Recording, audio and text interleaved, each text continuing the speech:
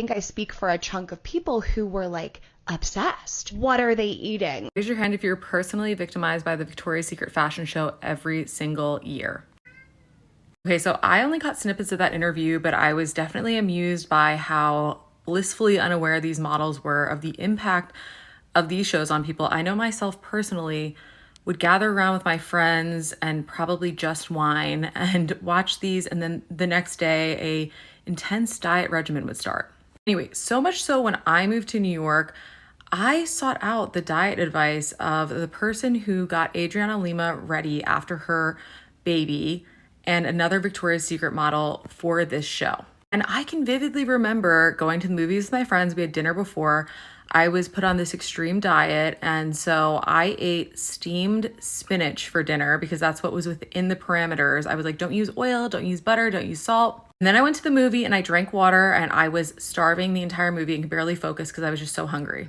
And then this carried on into me having these alarms on my phone for when I could eat a protein bar or half a protein bar. I had to pee on these sticks to say whether I was in ketosis or not. And I was whittled down to a very small weight, but it was definitely not a healthy or advisable diet. And I remember around Thanksgiving going to this doctor, and he was like, well, you're not having stuffing at Thanksgiving.